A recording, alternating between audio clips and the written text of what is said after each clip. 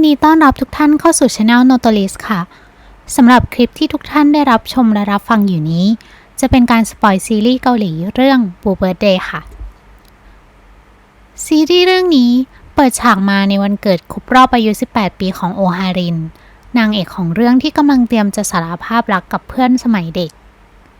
เธอไปที่ห้องชมรมถ่ายภาพซึ่งเป็นสถานที่ที่เธอนัดหมายกับจีซอจุนพระเอกของเรื่องไว้เมื่อเดินเข้าไปด้านในเธอพบว่าพระเอกได้จัดเตรียมงานวันเกิดเอาไว้ให้เธอคิดว่าพระเอกไปซ่อนตัวอยู่หลังม่านก็เลยเดินไปเปิดม่านนั้นทว่าที่เธอพบ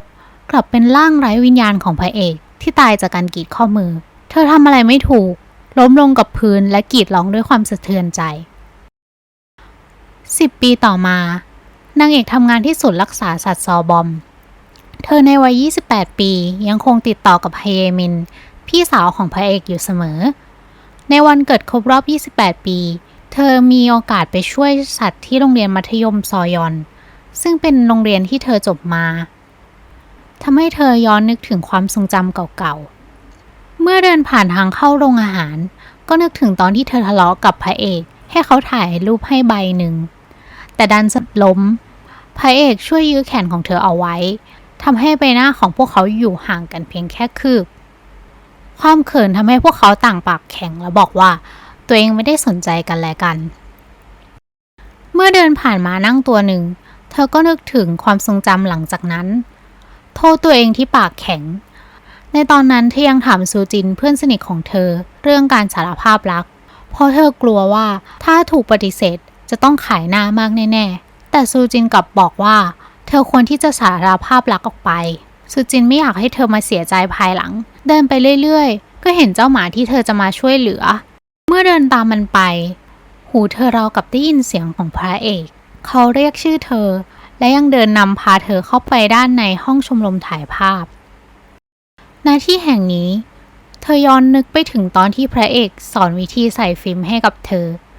ถามเขาว่าทำไมเขามักจะอยู่ล้างรูปอยู่คนเดียวเขาบอกว่าเพราะเขาเป็นคนรับปากที่จะทำเองตั้งแต่แรกยังย้อนกลับมาถามเธอว่าอยากจะอยู่ช่วยกันหรือเปล่าเธออุบอิบตอบไปว่าก็มาช่วยแล้วนี่ไงยังเปลี่ยนเรื่องไปถามถึงเพื่อนคนอื่นๆพระเอกถามนางเอกอย่างลังเลว่าเธอคิดว่าเขาเป็นยังไงนางเอกตอบว่าเธอเห็นเขาเป็นเพื่อนเมื่อได้รับคำตอบสีหน้าของพระเอกก็ดูสลดลง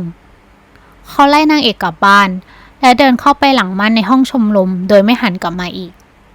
กลับมาที่ปัจจุบันเธอเดินไปที่ม่านภายในห้องชมรมและตัดสินใจที่จะเปิดมันออกภาพที่เธอเห็นก็คือร่างที่สิ้นใจจากการกรีดข้อมือของพระเอกภาพที่เหมือนกับในวันนั้นเมื่อ10 ปีก่อนทว่ากับมีเสียงดังขึ้นปลุกเธอขึ้นจากภวังค์นั่นเป็นแค่ภาพหลอนเมื่อมองไปเห็นเจ้าหมาที่เธอเข้ามาช่วยพอดีเธอจึงพามันออกไปจากโรงเรียนหลังจบงานแล้วระหว่างทางเธอพบร้านสตูดิโอภาพถ่ายที่เป็นร้านประจำของพระเอกเธอพบกล้องฟิล์มของพระเอกรวมอยู่ในกลุ่มกล้องด้านหน้าร้านจึงตัดสินใจเข้าไปรับกล้องและรูปที่พระเอกฝากล้างไว้แต่เพราะว่าฟิล์มเก่าเกินไปจึงล้างรูปออกมาได้เพียง9 รูปเท่านั้นแถมกล้องก็ยังพังไปแล้วด้วยเจ้าของร้านมอบโปสการ์ดให้เธอแผ่นหนึ่งด้านหลังมีข้อความเขียนเอาไว้ว่าเราเรียนรู้จากอดีตได้แต่อย่าจมอยู่กับอดีตเจ้าของร้านยังบอกกับเธออีกว่าทุกสิ่งทุกอย่างต่างก็มีเหตุและผลในขณะที่นางเอกกำลังเดินออกไปจากร้านเจ้าของร้านพยายามที่จะบอกกับนางเอกถึงจดหมายของพระเอกแต่ว่านางเอกเดินออกไปจากร้านเสียก่อนนางเอกไปรวมตัวกับกลุ่มเพื่อฉลองวันเกิดเพื่อนแปลกใจที่เธอเลิกงานเร็วกว่าปกติยังถามว่าเธอไปทำงานที่ไหนมานางเอกตอบว่าโรงเรียนมัธยมซอยอนทุกคนก็พากันนิ่งแม้ว่านางเอกจะพยายามเบี่ยงเบนความสนใจก็ไม่ได้ผลเมื่อพูดถึงขึ้นมาแล้วอึยยองก็มีคำถามขึ้นมาว่าสรุปแล้วในตอนนั้นมันเกิดอะไรขึ้นกันแน่เพราะอะไรพระเอกถึงต้องฆ่าตัวตายนางเอกโทษว่าเป็นความผิดของตัวเองเมื่ออารมณ์ไม่คงที่นางเอกจึงขอตัวกลับอึนซองเพื่อนของเธอตามมาเรียกไว้เธอบอกเขาว่าเธอไม่เป็นไรเขาจึงเพียงมอบร่มให้เธอติดกลับไปเท่านั้นเมื่อกลับถึงบ้าน เธอก็นั่งดูรูปที่ได้มาจากสตูดิโอถ่ายภาพนางเอกเคยคิดว่าเธอสามารถลืมอดีตได้แล้วเพราะไม่ใช่เลยเธอจึงตัดสินใจโยนรูปใบหนึ่งลงในกล่องไฟ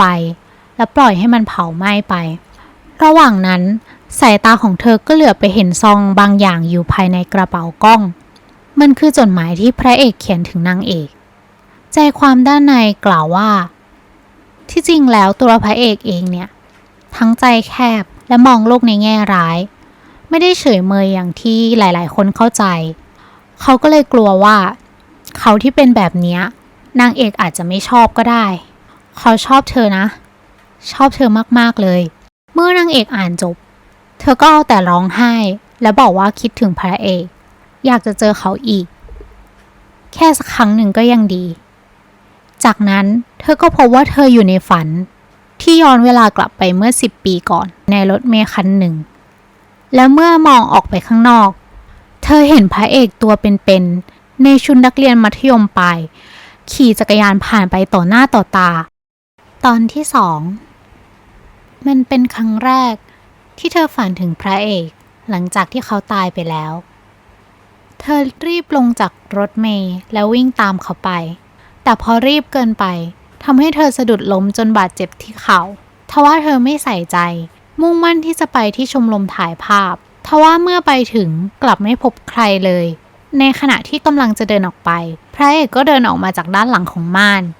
ยังบ่นเธอว่าเธอมาสายทว่านางเอกไม่สนใจคำพูดของเขาวิ่งตรงเข้าไปกอดพระเอกด้วยความคิดถึงพระเอกยืนนิ่งนางเอกถามเขาว่าทำไมเขาถึงเพิ่งมาล่ะรู้บ้างไหมว่าเธอคิดถึงเขาขนาดไหนเพื่อนๆก็เดินเข้ามาเห็นพระเอกและนางเอกกำลังกอดกันพวกเขาแปลกใจและเข้าใจผิดว่าทั้งคู่กำลังคบกันในขณะที่อึนซองแน่นิ่งไป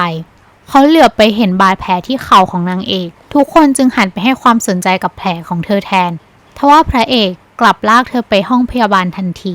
ครูห้องพยาบาลไม่อยู่พระเอกจึงลงมือทำแผลให้นางเอกเอง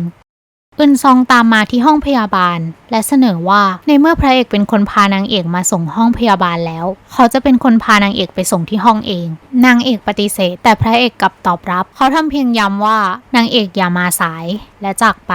นางเอกกลับมาที่ห้องเรียนของตัวเองและทำหน้าแปลกๆซูจินคิดว่าเธอเจ็บแผลมากแต่เธอกลับบอกว่าเธออารมณ์ดีสุดๆจนเพื่อนคิดว่าเธอเป็นบ้าในขณะที่ซูจินกำลังชวนคุยเรื่องอาหารกลางวันนางเอกกลับหายตัวออกไปจากห้องพระเอกกำลังโดนคุณครูเรียกให้ยืนขึ้นอ่านหนังสือเมื่อพระเอกมองตามสายตาของทุกคนไปเขาพบว่านางเอกกำลังยืนอยู่ด้านนอกนางเอกกำลังเป่าลมหายใจใส่กระจกวาดไอที่เกิดขึ้นเป็นรูปหัวใจขยับปากร้องเรียกชื่อพระเอกสลับกับมองเขาผ่านมือของเธอที่ทำเป็นท่ารูปหัวใจเขายกมือขึ้นปิดหน้าด้วยความอับอายคุณครูเห็นนางเอกเข้าก็โกรธและถามว่าเธอมาจากไหนเตรียมที่จะไล่จับเธอประจวบเหมาะกับกลิ่งบอกเวลาเลิกเรียนดังขึ้นพอดีนางเอกจึงเดินเข้าไปหาพระเอกเพื่อชวนเขาไปกินข้าวด้วยกันอึยยองจึงทักขึ้นมาว่าเธอไม่เห็นพวกเขาหรอนางเอกจึงบอกว่ากับพวกเขาเธอจะไปกินข้าวด้วยกันตอนไหนก็ได้แต่กับพระเอกถ้าไม่ไปกินข้าวด้วยกันตอนนี้ก็ไม่รู้ว่าเมื่อไหร่ถึงจะได้เจอกันอีกหนุ่มๆเลยมองว่าเธอนี้ท่าจะอาการหนักทว่าพระเอกกลับบอกว่าตัวเขามีธุระต้องไปทำนางเอกเลือกที่จะตามเขาไปซ้อนจักรยานของเขาไปจนถึงหน้าร้านสตูดิโอถ่ายภาพที่เธอเคยมาเธอเดินนำพระเอกเข้าไปในร้านและกำลังคิดเปรียบเทียบระหว่างความฝันกับความจริงเท่าแก่ของร้านพูดขึ้นว่าเหมือนกันเปียบเลยใช่ไหมเธอตกใจเพราะราวกับว่าเขาอ่านความคิดของเธอได้ในขณะที่พระเอกเดินเข้ามาถามถึงฟิล์มที่เขาจองไว้ยังมีรูปที่เขาฝากหลังด้วยทว่าเขากลับไม่ให้นางเอกดูพระเอกเดินไปหยิบฟิล์มเจ้าของร้านหันมาพูดกับเธอว่ายินดีที่ได้เจอเธอตัวจริงเธองุนงงเขาจึงบอกว่าเขาเจอเธอตอนล้างรูปอยู่ประจำเลยเธอแอบดูรูปที่พระเอกล้างเธอพบว่าด้านในมีแต่รูปของเธอเต็มไปหมดเพื่อไม่ให้พระเอกรู้เธอจึงรีบเก็บรูปกลับเข้าไปด้านในซองอย่างรวดเร็วระหว่างที่เธอกำลังจะเดินออกจากร้านเฒ่าแก่พูดกับเธอว่าให้เธอระมัดระวังอย่าสัมผัสอดีตสุ่มสี่สุ่มห้าอาจจะเกิดเรื่องใหญ่ได้จะโชคร้ายเอาพระเอกร้องเรียกเธอจากด้านนอกทำให้เธอได้แต่กล่าวขอบคุณและออกไปจากร้าน ก่อนที่จะเดินทางกลับจู่ๆเธอก็นึกคึกยกโทรศัพท์มือถือขึ้นมาถ่ายรูปพระเอกเก็บเอาไว้พระเอกจึงบอกกับเธอว่าวันนี้เธอแปลกมากจริงๆเลยนะหลังจากที่เธอขึ้นซ้อนท้ายจักรยานพระเอกเขาก็เอื้อมมือมาจับมือของเธอไปกอดเอวของเขาไว้ก่อนที่จะออกตัวปั่นจักรยานออกไปนางเอกที่ซ้อนท้ายจักรยานของพระเอกอยู่อารมณ์ดีมากถึงขนาดคุยกับเขาว่าวันนี้อากาศดีและยังแอบคิดในใจว่าเธอไม่อยากที่จะตื่นขึ้นจากฝันนี้เลยจริงๆแต่จู่ๆเธอก็เกิดอาการหูอื้อและตื่นขึ้นจากฝันเช้าวันต่อมาในขณะที่นางเอกกำลังเตรียมตัวไปทำงานเธอก็สังเกตเห็นแผลที่เข่าของตัวเองจุดเดียวกันกับที่ล้มในความฝันทั้งที่ก่อนหน้านี้ไม่เคยมีเธอไปถามอึนซองเขาก็บอกว่ามันเป็นแผลที่เธอได้มาตอนม.5 จู่ๆภาพความทรงจำก็เข้ามาในหัวภาพที่ซูจินและอึยยองถูกทำโทษภาพที่เธออู้เวรทำความสะอาดแถมยังซ้อนท้ายจักรยานของพระเอกกลับบ้านเมื่อโทรไปหาซูจินก็ได้รับคำตอบเดียวกันเธอยังเปิดโทรศัพท์ขึ้นมาเช็ครูปภาพที่เธอถ่ายเอาไว้และพบว่ามีรูปที่เธอถ่ายในฝันนั้นจริงๆเธอจึงค้นพบว่าที่แท้แล้วเธอได้ย้อนเวลากลับไปในอดีตไม่ใช่เพียงความฝันเธอจึงมีความคิดที่จะย้อนกลับไปในอดีตเพื่อเปลี่ยนแปลงมันเธออาจจะรักษาพระเอกเอาไว้ได้หรืออย่างน้อยก็ได้สารภาพรักกับเขาเธอจึงเริ่มต้นคิดหาวิธีที่ทำให้เธอย้อนกลับไปในอดีตได้ค้นกระเป๋ากล้องของพระเอกและนึกย้อนกลับไปว่าก่อนการย้อนเวลานั้นเธอได้ทำอะไรลงไปบ้างเธอจำได้ว่าเธอลงมือเผารูปของพระเอกไปเพื่อให้แน่ใจเธอเลยลงมือเผารูปอีกใบและพบว่าเธอสามารถย้อนเวลาได้จริงๆเธอรีบไปหาพระเอกในทันที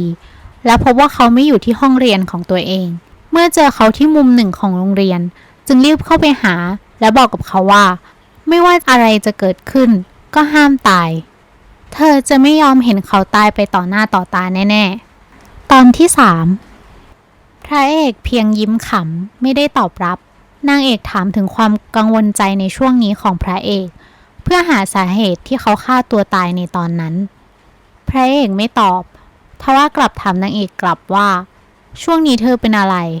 ดูแปลกๆในช่วงพักกลางวันในขณะที่พระเอกกำลังเล่นบาสนางเอกก็นั่งอยู่ข้างสนามพยายามคุ้นคิดหาสาเหตุการตายของพระเอกอึยยองที่เห็นนางเอกเข้าก็คุยกับพระเอกว่าช่วงนี้นางเอกดูแปลกๆไป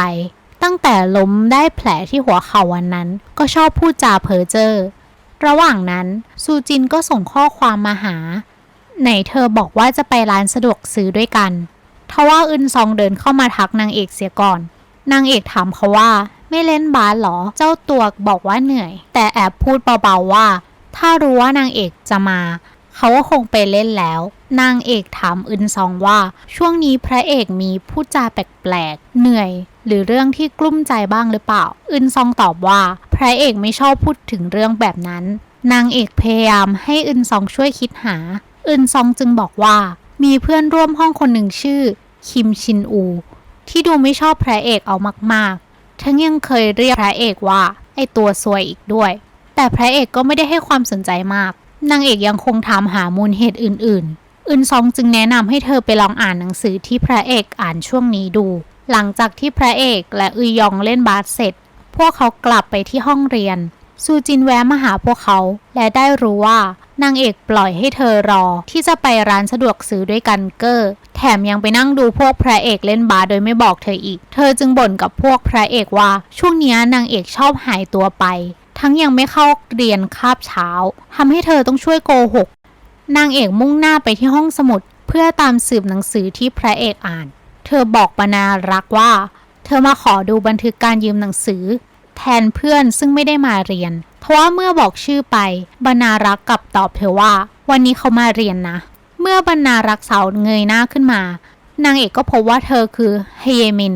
พี่สาวของพระเอกนั่นเองเธอจึงเผลอเรียกว่าพี่เฮเยมินอย่างสนิทสนมทว่ามาคิดขึ้นได้ว่าเธอเพิ่งจะรู้ว่าพระเอกมีพี่สาวก็ในตอนที่ไปงานศพของเขาจึงพยายามเปลี่ยนเรื่องและอ้างว่าพระเอกกลัวว่าจะมีหนังสือที่ยังไม่ได้คืนเลยฝากเธอมาดูไฮเยมินเลยยอมมอบบันทึกการยืมหนังสือของพระเอกให้กับเธอนางเอกเดินตามหาหนังสือที่พระเอกเคยยืม ทว่าเมื่อเจอแล้วกลับพบว่าหนังสืออยู่สูงมากจนเธอต้องเขย่งเมื่อพยายามหยิบลงมากลับทำให้หนังสือด้านบนตกลงมาด้วยจังหวะนั้นพระเอกก็ได้เข้ามารวบเธอไว้ในอ้อมกอดและรับแรงกระแทกจากหนังสือแทนเธอตกใจและถามว่าเขาได้รับบาดเจ็บหรือเปล่าเขายังไม่ทันได้ตอบก็มีเพื่อนร่วมชั้นมาเรียกให้ไปพบครูเสียก่อนนางเอกตามไปดักฟังที่ห้องพักครูและได้รู้ว่าพระเอกมักจะมีปัญหากับการเชิญผู้ปกครองมาที่โรงเรียนอ้างว่าพวกเขายุ่งมากเมื่อคุณครูจะเป็นคนโทรไปเชิญผู้ปกครองให้เขากลับรีบปฏิเสธอย่างรวดเร็วนางเอกไปที่ห้องชมรมและพบว่าเพื่อนๆยกเว้นพระเอกล้วนอยู่กันครบเธอโดนบ่นเรื่องที่หายตัวไปและโดดเรียนบ่อยๆเธอจึงขอโทษพวกเขาและบอกว่าช่วงนี้เธอมีเรื่องสำคัญที่ต้องทำจริงๆเธอพบว่าพวกเขากำลังย้ายข้อมูลจากในคลับไปไว้ใน Facebook พระเอกไม่อยู่แต่ทิ้งอีเมลและพาสเวิร์ดของเขาเอาไว้เพราะเขาไม่เล่นโซเชียลแต่อึยยองบอกว่าเขามักเห็นพระเอกชอบเขียนบันทึกอยู่คนเดียวซูจินบอกว่าเธอไม่เคยเห็นบันทึกของพระเอกเลยนะอึยยองจึงสันนิษฐานว่าเขาอาจไม่ได้เปิดบันทึกของตัวเองเป็นสาธารณะนางเอกได้ยินเข้าจึงมีความคิดที่จะไปเช็คบันทึกของพระเอกเธออ้างกับเพื่อนๆว่าลืมกระเป๋าไว้ที่ห้องชมรมและบอกให้พวกเขาไปก่อนเธอใช้รหัสอีเมลที่พระเอกทิ้งไว้ให้กับเพื่อนๆเพื่อเข้าไปอ่านบันทึกของเขาทว่ารหัสไม่ถูกต้องเธอจึงเลือกเอาพาสเวิร์ดอีเมลของเขาขึ้นมาใส่เป็น ID และนำชื่อหนังสือเล่มล่าสุดที่เขายืมมาเป็นพาสเวิร์ดเธอสามารถล็อกอินได้สำเร็จและเธอก็ได้พบความจริงที่ว่าที่แท้แล้วพระเอกเป็นเด็กที่ถูกเก็บมาเลี้ยงจบไปแล้วสำหรับการสปอยตอนที่ 1-3 ของซีรีส์ Blue Birthday เป็นยังไงกันบ้างคะทุกคนซีรีส์เรื่องนี้สนุกเข้มข้นแบบที่ Notolis เคยสปอยไว้เลยใช่ไหมล่ะคะถ้าใครชื่นชอบการสปอยซีรีส์ของ Notolis หรือว่าอยากเป็นกำลังใจให้กันก็อย่าลืมกดไลค์กดแชร์กดติดตามและกดกระดิ่งกิ๊งๆกันด้วยนะคะสำหรับคลิปนี้การสปอยก็จบลงแล้วเจอกันใน EP หน้าตอนที่ 4-6 นะคะ